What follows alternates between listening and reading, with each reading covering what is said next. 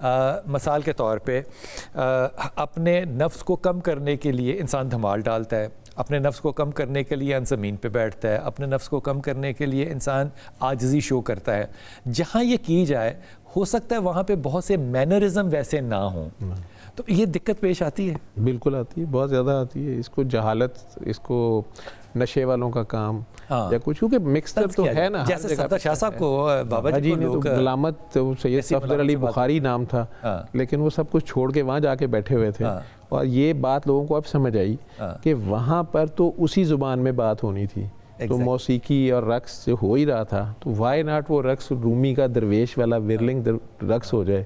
تو وہ انہوں نے اس کو چینج کیا بڑے پیار سے، اس کا اور ایسی وہاں پہ آپ زندگی میں کبھی سوچئے گا ڈاکٹر صاحب، یہ بڑا مشکل ہوتا ہے تبلیغ کرنے کے لیے کہ آپ کسی کو اس کی زندگی کے جو حصول ہیں جو اس نے حاصل کیا ہوا ہے اس سے آپ موڑ کے کسی اور طرف لے جائیں.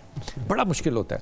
اور کسی کے لیے یہ بھی بڑا مشکل ہوتا ہے کہ کوئی شخص ایک خاص زندگی سے روشناس ہے، آپ اس سے کہیں کہ وہ شخص جو بالکل تمہارے اپوزٹ ہے، میں شریف کی اور بابا جی کے ریڈ لائٹ ایریا میں بیٹھنے کی بات کر رہا ہوں، آپ نے تو لوگوں کے وہاں پہ نکاح کروا دیے، بالکل کروائے، شادیاں کروا دی، بالکل کروائے. اور وہ آج باعزت گھرانوں میں بڑی زندگی گزار رہی ہیں، اور آگے ان کے بچوں کی اب شادیاں ہو رہی ہیں. یہ انبلیویبل کام ہے. یہ انبلیویبل تو نہیں ہے، اللہ کی رحمت ہے، لیکن یہ بڑے کام ہے. سب سے زیادہ متاثر ایک تو آپ کو کیا کہ آپ کے اوپر اس کا اثر ہوا. جو مجھے سب سے زیادہ اس چیز میں مشکل چیز نظر آتی ہے لوگوں کو سمجھانی بھی خود بھی سمجھنی، وہ یہ ہے کہ سورہ رحمان کی تاثیر تب پیدا ہوتی ہے جب آپ اپنے دل کی گہرائیوں سے اکراس دا بورڈ سب کو معاف کرنے کے بعد یہ بات سورہ رحمان کو سنیں.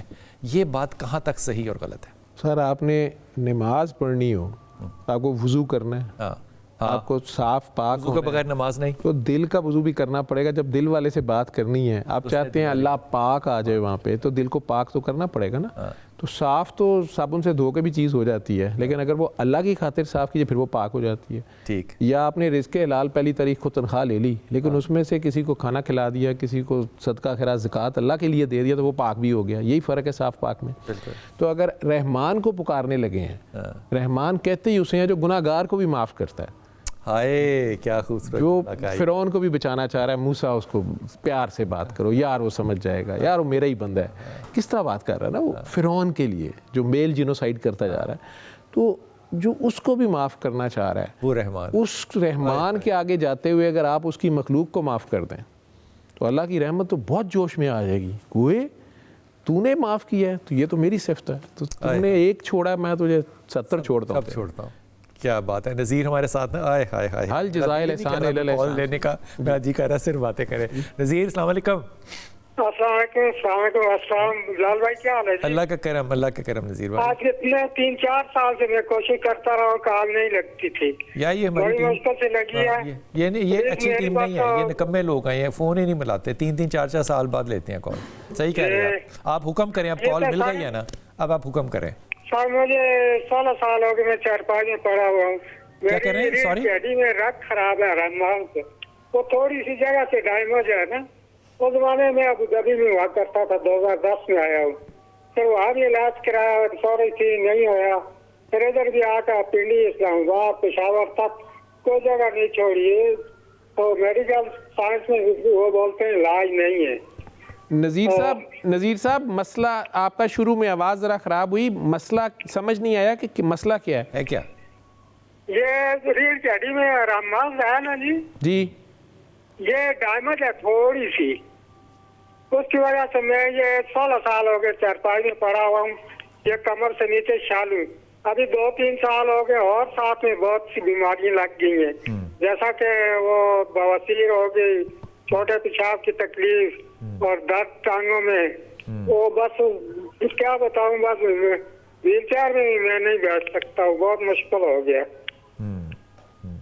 کوئی بات پوچھنی تو نہیں ہے؟ نہیں. اچھا میرے بھائی، اب آپ نے نا ڈاکٹر صاحب کی بات کو سننا ہے. ڈاکٹر صاحب، نذیر بھائی میں خود پروفیسر ہوں، میڈیسن کا ڈاکٹر ہوں، لیکن آپ جو حالت بتا رہے ہیں تو ایک کام کریں کہ قاری باسط مصری کی آواز میں جو سورہ رحمان کی تلاوت ہے بغیر ترجمے کی سورہ رحمان کی تلاوت، اس کو آنکھیں بند کر کے صبح دوپہر شام 7 دن سنیں، اللہ کے دربار میں پیش ہو کے جو آپ کے دل میں موجود ہے، اپنا دل صاف کر کے، سب کو معاف کر کے، پرٹیکولرلی بیوی کو، گھر والوں کو، قریبی عزیز رشتہ داروں کو، ماں باپ کو، بہن بھائیوں کو، آپ کے دل میں کسی انسان کے لیے شکوہ، گلہ، شکایت، غصہ نہ ہو.